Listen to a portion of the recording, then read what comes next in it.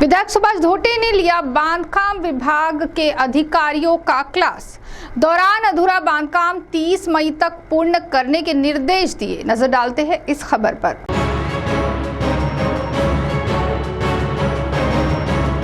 राजुरा मुख्यालय से कुछ ही दूरी पर स्थित राजुरा माथरा गौरी पौनी और राज्य मार्ग पर रामपुर के पास रास्ते के समीप बचा काम, साथ ही गौरी गांव के पास पुलिया का और रास्ते का अधूरा बांधकाम। यहाँ विधायक सुभाष धोटे ने सार्वजनिक बांधकाम विभाग के अधिकारी, कर्मचारी और ठेकेदार इन्हें लेकर प्रत्यक्ष भेंट देकर निरीक्षण किया और यहाँ संबंधित विभाग के अधिकारियों का क्लास लेते हुए स्थानिक नागरिकों की दुविधा और व्यथाओं की ओर प्रशासन का ध्यान आकर्षित किया। राजुरा माथरा गौरी पौनी और राज्य मार्ग का काम पिछले 3-4 महीनों से शुरू होकर पूर्णत्व के मार्ग पर है, लेकिन अनेक स्थान अधूरे रास्ते का पुलिया का बांधकाम नागरिकों के लिए खतरनाक साबित हो रहा है। रामपुर के पास कुछ ही काम बचा हुआ है। गौरी नाले पर पुलिया का काम अधूरा होने से नागरिकों को परेशानी हो रही है। बरसात के पहले यह काम पूर्ण होना जरूरी है। इस संदर्भ में नागरिकों ने बार-बार शिकायत, आंदोलन करने पर भी संबंधित विभाग ने काम पूर्ण न करने पर नागरिकों में असंतोष है, जिसे विधायक सुभाष धोटे ने आज अधूरे रास्ते पुलिया का निरीक्षण किया और गौरी में बांधकाम विभाग के अधिकारियों की बैठक लेकर 30 मई 2024 तक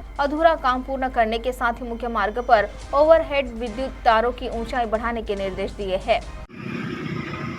गौरी या नामचा जो रस्ता बनून आलेला आहे, नारायणडा कवठाळा नांदगाव पौनी गौरी माथरा आणि शास्त्री या रस्त्याच्या वर जो ब्रिज आहे गौरीच्या नाल्यावरचा, त्या ब्रिजच्या कामासंबंधामध्ये माहिती घेण्यासाठी उपस्थित झालेलो आहोत।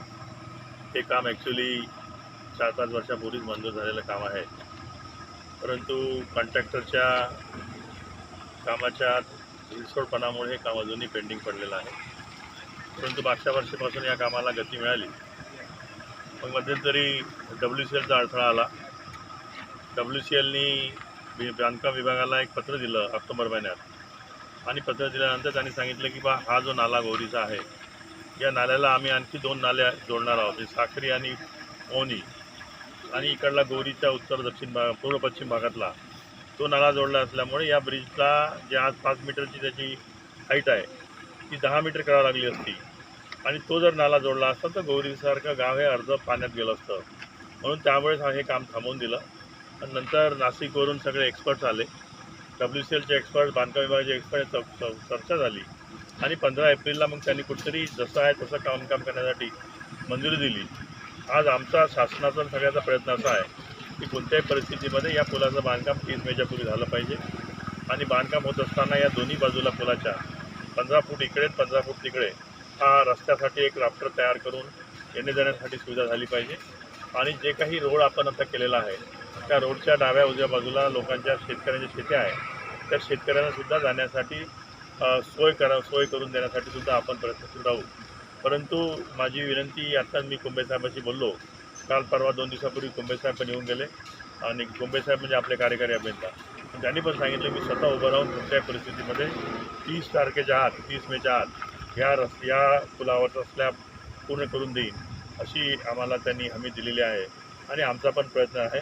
आणि मी गावकऱ्यांसुद्धा आश्वस्त करू इच्छितो, कारण हा रस्ता, हा पूल या राजुऱ्यापासून तर गौरी पौनी रस्त्यापर्यंतचा एक त्याला काय म्हणतात किंवा म्हणजे संजीवनी आहे। या पुलाशिवाय इथले विद्यार्थी, विद्यार्थिनी, शेतकरी, युवक, काम करणारे, शाळेत शिकणारे सगळ्यासाठी हे महत्त्वाचं असल्यामुळे हा पूल कोणत्याही परिस्थितीमध्ये आपण पूर्ण करण्याचा प्रयत्न करू। धन्यवाद। इस अवसर पर बांधकाम विभाग के उपविभागीय अभियंता आकाश बाजारे, पाटिल कंस्ट्रक्शन कंपनी के अभियंता अभिषेक सरकार, विद्युत विभाग के उप कार्यकारी अभियंता बड़गू, राजुरा कांग्रेस के तालुका अध्यक्ष रंजन लांडे, विठल पांचभाई, शिवराम लांडे, गजानन उरकुड़े, अशोक पिंपड़कर, मधुकर सोयाम इन आदि के साथ स्थानिक नागरिक बड़ी संख्या में उपस्थित थे। CTV के लिए प्रतिनिधि कृष्णा कुमार की रिपोर्ट।